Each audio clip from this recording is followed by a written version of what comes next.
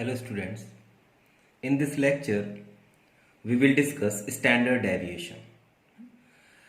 So it is very important method of measures of dispersion. So first we define standard deviation is very important measures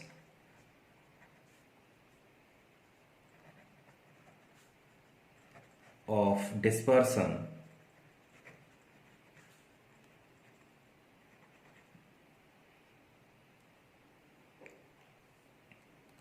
because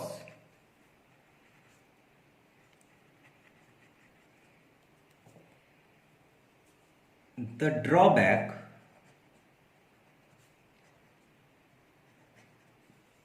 of mean deviation. Last lecture में हमने पढ़ा था mean deviation. तो mean deviation का जो drawback था उसको overcome किया स्टैंडर्ड डेविएशन ने, है ना. So because the drawback of mean deviation is neglecting the sign which is mathematically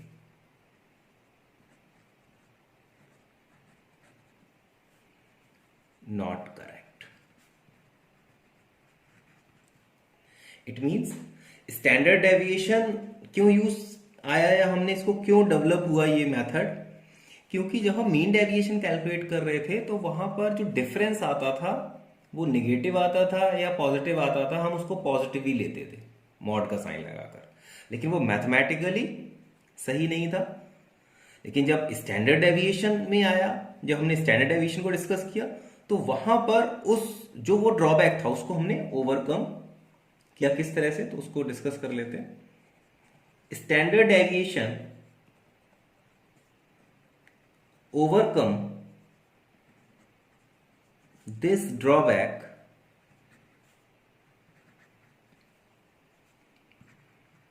by using squaring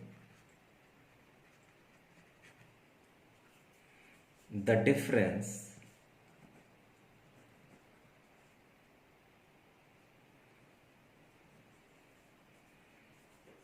from average, difference from average means x minus x bar, which is squaring the difference from average means x minus x bar का whole square, which is always positive.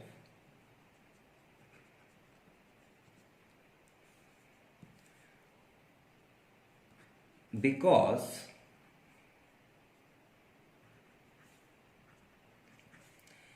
in case of mean deviation, x minus average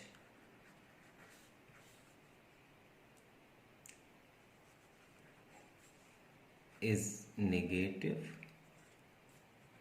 or positive. Okay, so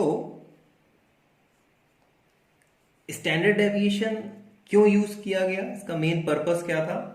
actually में आपने पहले जितने भी method देखे हैं, हमने जो इंपॉर्टेंट मेजर्स हमने डिस्कस किए, रेंज को ओवरकम किसने किया, मीन डेविएशन ने. फिर मीन डेविएशन को ओवरकम किसने किया, स्टैंडर्ड डेविएशन ने, है ना. सो बेसिकली मैथमेटिकली हम बात कर रहे हैं कि मैथमेटिकली जो चीजें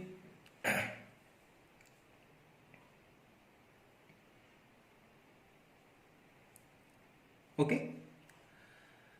so standard deviation important measures of dispersion क्यों है? क्योंकि उसने मीन डेविएशन का जो ड्रॉबैक था उसको दूर किया, है ना, by squaring the difference from the average से।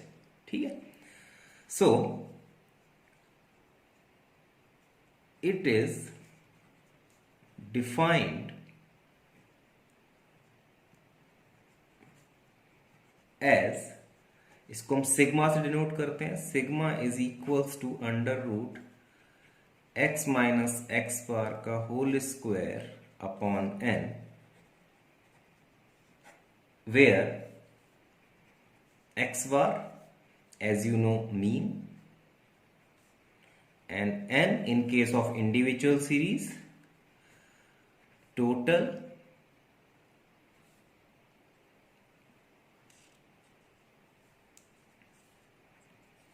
and n in case of individual series total number of terms। ठीक है, so basically standard deviation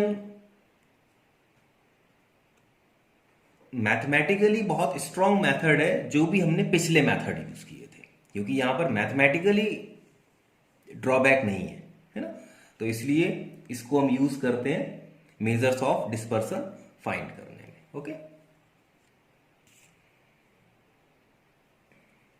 so now first, standard deviation in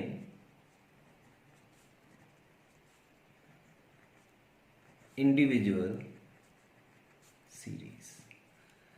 individual series में हम स्टैंडर्ड डेविएशन किस तरह से find करेंगे? ठीक, तो दो मेथड यूज करते हैं जनरली हम। तो सबसे पहला मेथड है हमारा direct method,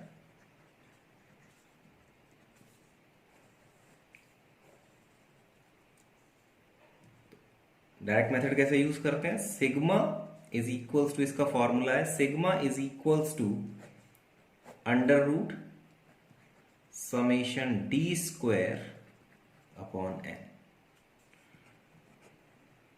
where D is equals to X minus x bar and N means total number of terms. ठीक, तो ये तो फॉर्मूला आपका हो गया in case of direct method. ठीक, अगर हमें शॉर्टकट मेथड यूज करना है तो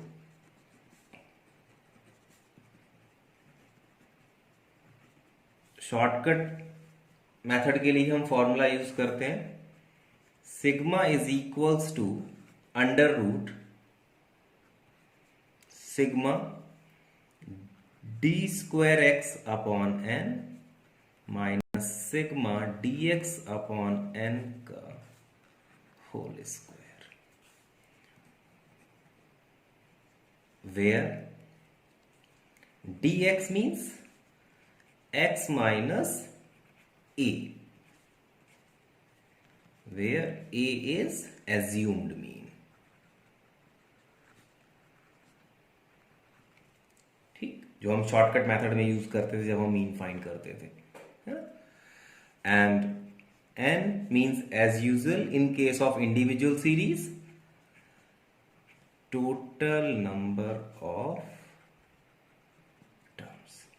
ठीक, तो ये इंडिविजुअल सीरीज में हम इस तरह से फॉर्मूला यूज करेंगे फॉर फाइंडिंग स्टैंडर्ड डेविएशन।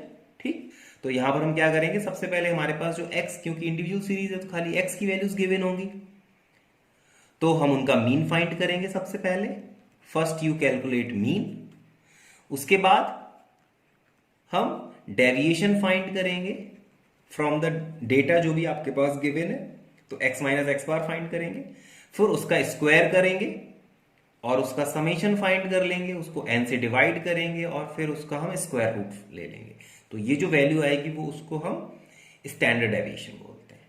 ठीक है, सिमिलरली शॉर्टकट मेथड में तो बेसिकली आपको डायरेक्ट मेथड कब यूज करना है और शॉर्टकट मेथड कब यूज करना है, ये इंपॉर्टेंट बात है ना। या तो आपसे क्वेश्चन में बोलेगा कि आप शॉर्टकट मेथड से स्टैंडर्ड डेविएशन फाइंड करो, या फिर आप डायरेक्ट मेथड से स्टैंडर्ड डेविएशन फाइंड करो इन केस ऑफ इंडिविजुअल सीरीज। लेकिन सपोज आपसे कुछ नहीं बोल रहा है कि आपको इंडिविजुअल सीरीज में डायरेक्ट मेथड यूज करना है या शॉर्टकट मेथड यूज करना है, तो सबसे पहले आपको कैलकुलेट करना है मीन। ठीक, अगर आपका जो मीन है वो डेसिमल में आ रहा है, ठीक है, तो आप कोशिश करो कि आप शॉर्टकट मेथड यूज करो। क्यों? क्योंकि जब वो डेसिमल में आएगा और फिर आप जब इसका डिफरेंस निकालोगे तो ये भी डेसिमल में आएगा, तो वो एक प्रॉब्लम क्रिएट कर सकता है कैलकुलेशन में। ठीक, तो लेकिन जब आप एज्यूम मीन लोगे तो वो जो डेसिमल के आसपास का जो होल नंबर होगा आप उसको एज्यूम मीन एज्यूम कर सकते हो, और वहां से आपका जो क्वेश्चन है वो कैलकुलेशन के पॉइंट ऑफ व्यू से आसान हो जाएगा। लेकिन अगर आपका नंबर होल नंबर आ रहा है लाइक 4, 5, 8, 7 डेसिमल में नहीं आ रहा है, तो आप डायरेक्ट मेथड यूज कर सकते हो। अगर उसने आपको नहीं बोला है कि आपको डायरेक्ट मेथड यूज करना है या शॉर्टकट मेथड यूज करना है, तो आप सबसे पहले मीन फाइंड करो, और उस मीन के बिहाफ पर आप चेक कर सकते हो कि आपको डायरेक्ट मेथड ज्यादा कंफर्टेबल रहेगा कैलकुलेशन के पॉइंट ऑफ व्यू से, या फिर आपको शॉर्टकट मेथड ज्यादा कंफर्टेबल रहेगा फॉर कैलकुलेशन। ठीक, लेकिन अगर उसने क्वेश्चन में बोल दिया है कि आप डायरेक्ट मेथड से फाइंड करो या शॉर्टकट मेथड से फाइंड करो, फिर we have no choice. Okay, लेकिन जनरली आपसे ऐसा कम बोलता है, आपको सिंपल एक इंडिविजुअल सीरीज दे देगा और कहेगा कि फाइंड स्टैंडर्ड डेविएशन। तो सबसे पहले आप मीन फाइंड कर लो, अगर वो डेसिमल में आ रहा है, पॉइंट्स में आ रहा है, तो आप कोई एज्यूम नंबर, जो एज्यूम मीन है उसको लेके शॉर्टकट मेथड यूज कर सकते हो। और अगर होल नंबर में आ रहा है, सपोज डेसिमल में नहीं आ रहा है, तो फिर आप डायरेक्ट मेथड से उस क्वेश्चन को आसानी से सॉल्व कर सकते हो। अदरवाइज आप कोई भी मेथड यूज करोगे आपका आंसर दोनों में सेम ही आएगा।